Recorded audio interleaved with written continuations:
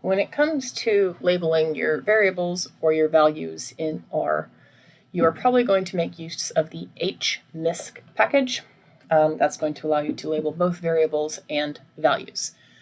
R is a little bit different than some other programs such as SPSS in that you don't have to label your values. R can interpret M and F just as well as it can interpret 0 and 1.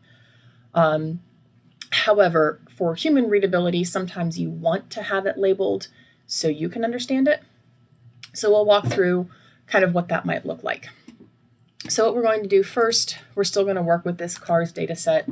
It's the same one that I show in the book. And what I'm going to do is assign it to a new object. And that's just so if I want to do other analyses with the first object, I can, and then this one I'm going to have kind of all labeled up.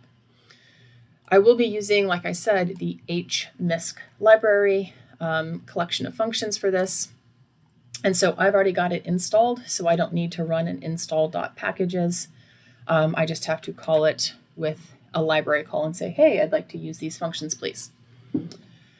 So we might start out by labeling the values of cylinder. So if we were to, real quick, just to remind ourselves what the names here that we're working with. So these are the names.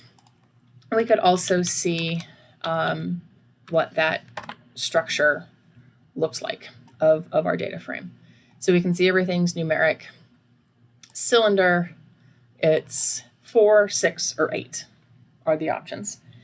And, we could say, oh, those are actually, levels of a variable, or, those need labels. In the real world, you wouldn't have to label the number of cylinders. That would make perfect sense to anybody.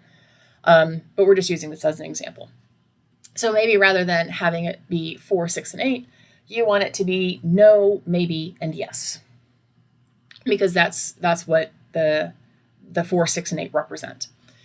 And so what we're going to do is we are going to use the factor function from the Hmisc package.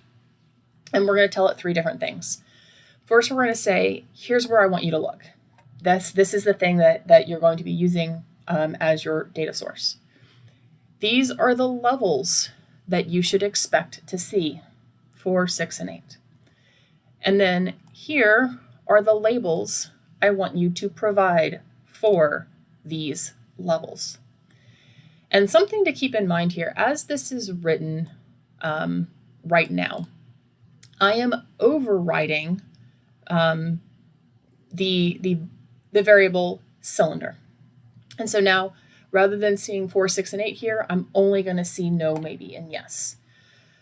However, maybe I wanted to eventually create a sum score. While R can do analyses such as regression or ANOVA using no, maybe, and yes, because it can translate that into the underlying 1, 2, 3, it cannot do sum scores or means or averages or whatever on things that are labeled no, maybe, and yes. So what a probably better practice to do would be to create a new variable. So that's what I'm going to do here instead, is I'm going to create a new variable called cyl_factor, because this function right here is going to turn that original cylinder variable into a factor with 3 levels of eventually no, maybe, and yes. And then if I wanted to do an average or a sum or something, I still have this original variable column in my data frame that I can use. So if we run this, ignore this, my R is being cranky. And then we re-examine the structure, we can see that here's our original cylinder variable, right? It's numeric, 6, 4, and 8. But the cylinder factor now is a factor with 3 levels of no, maybe, and yes. And if we look over here at our data, we can see here's our original cylinder, right here. But then over here for the cylinder factor, what we see spit out for us is maybes and no's and yeses. So that's something that's more human readable. We can also label the variables.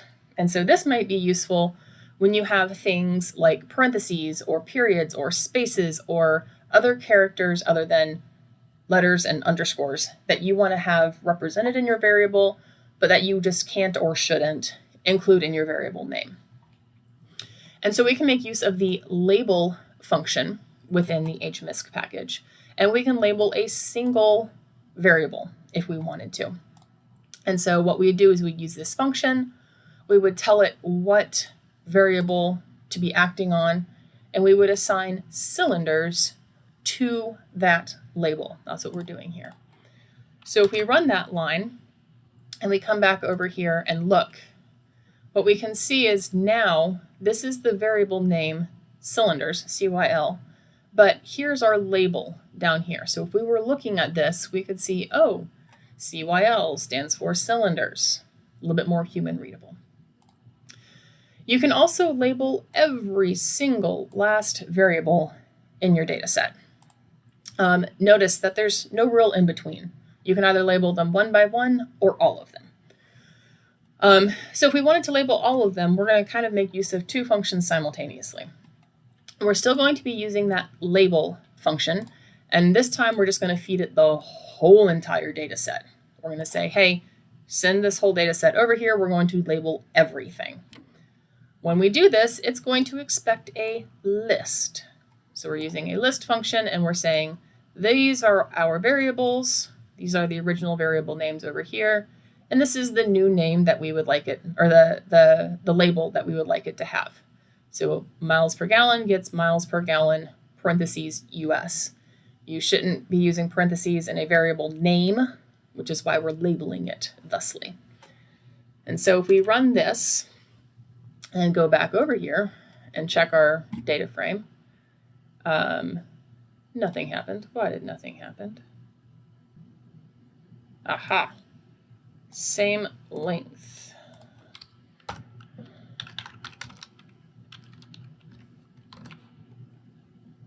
That's why.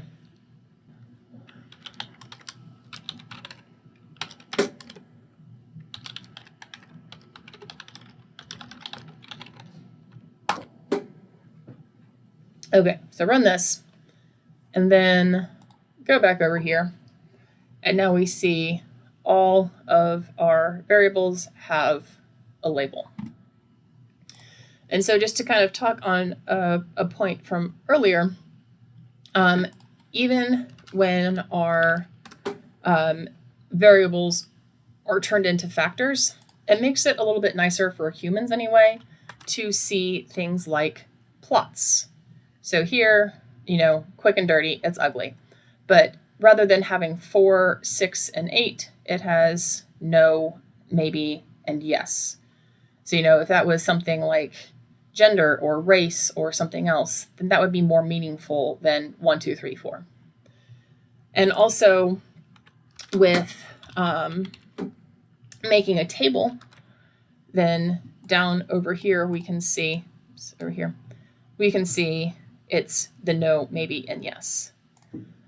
But what's really nice is that if we wanted to run an ANOVA on this, we could still use that cylinder underscore factor, and indeed would have to as a grouping variable because the other one is just numeric. But we can run it as is. We don't have to change it back to 1s and 2s or 4s and 6s and 8s. So I can run that and get a summary, and it works just fine. It's not throwing any errors. And then if we were going to do some post hoc comparisons because we had a significant p-value, we could do that.